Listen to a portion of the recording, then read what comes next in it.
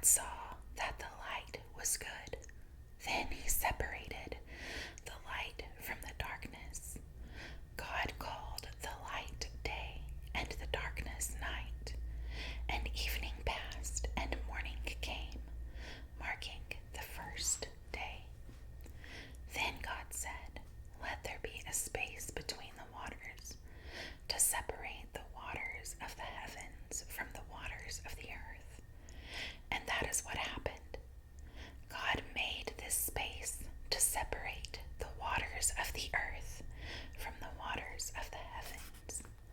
God called the space sky.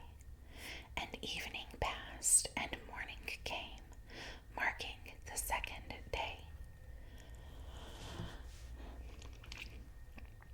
Then God said, "Let the waters beneath the sky flow together into one place, so dry ground may appear." And that is what happened. God called the dry ground land, and the waters seas. And God saw that it was good.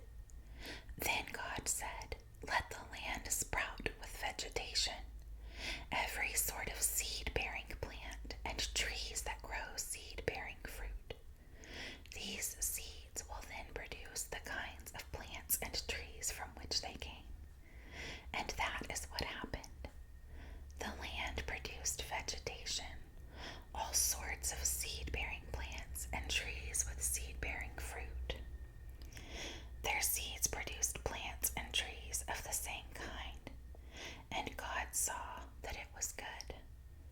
And evening passed, and morning came, marking the third day. Then God said, "Let lights appear in the sky to separate the day from the night. Let them be signs to mark the seasons, days, and years. Let these lights in the sky shine down on the earth."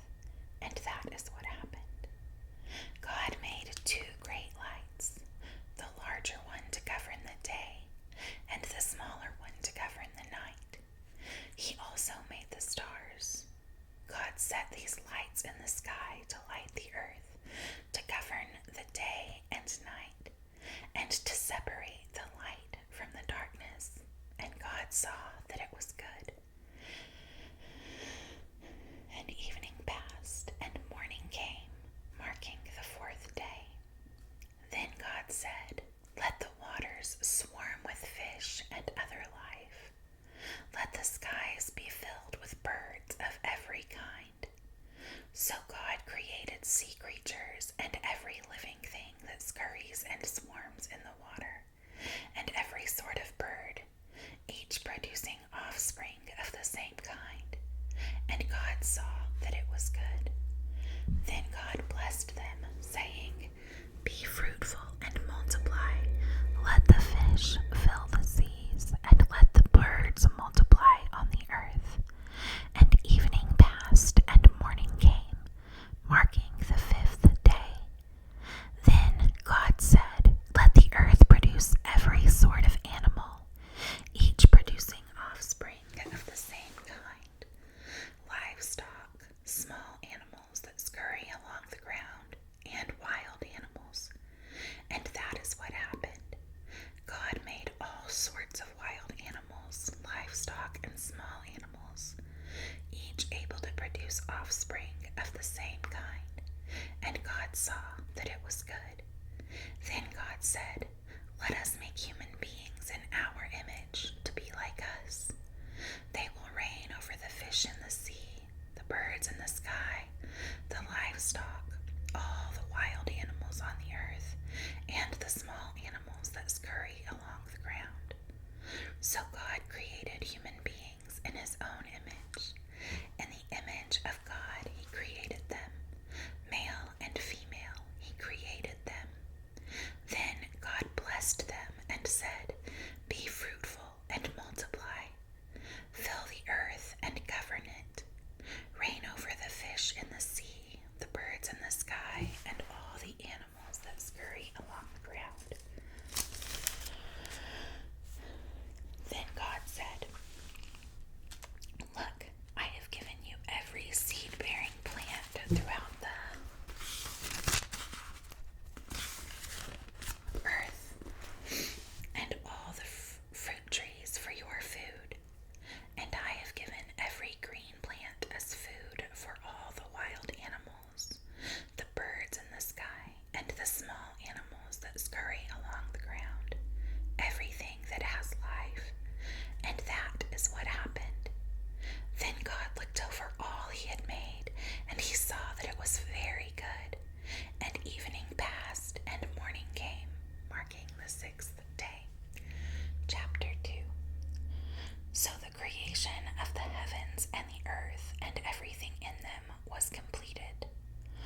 the seventh day, God had finished his work of creation, so he rested from all his work.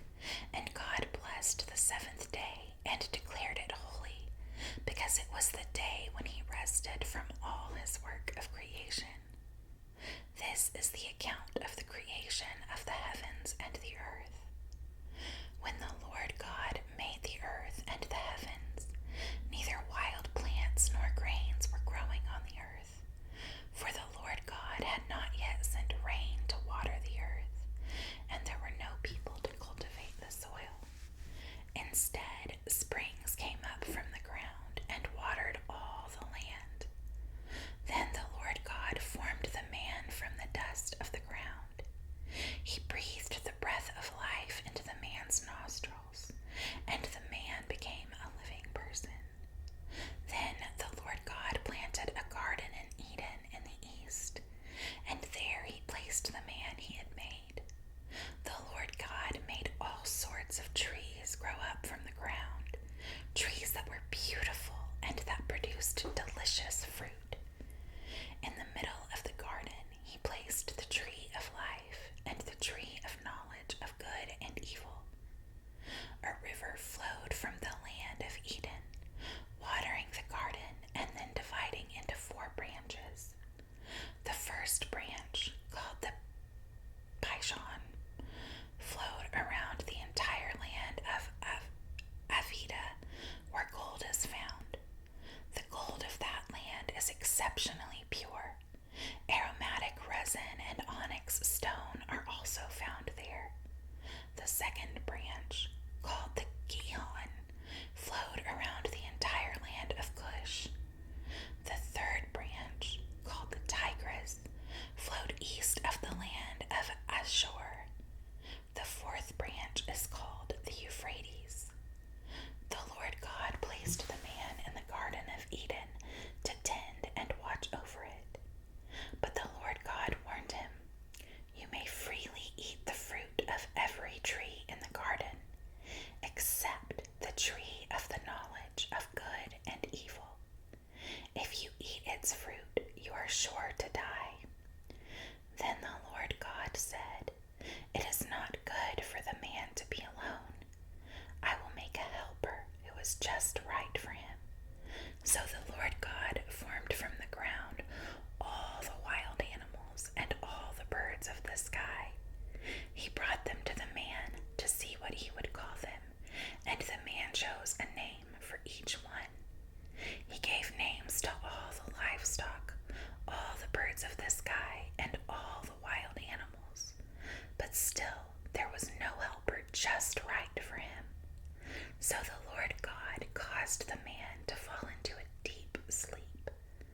While the man slept, the Lord God took out one of the man's ribs and closed up the opening. Then the Lord God made a woman from the rib, and he brought her to the man. "At last," the man exclaimed, "this one is bone from my bone and flesh from my flesh. She will be called woman because she was taken from man."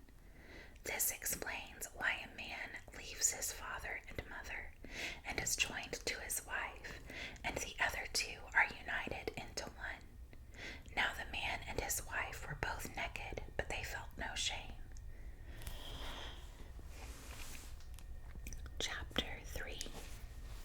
The serpent was the shrewdest of all the wild animals the Lord God had made. One day he asked the woman, "Did God really say you must not eat the fruit from any of the trees in the garden?" "Of course we may eat from the trees and fruit from the trees in the garden," the woman replied.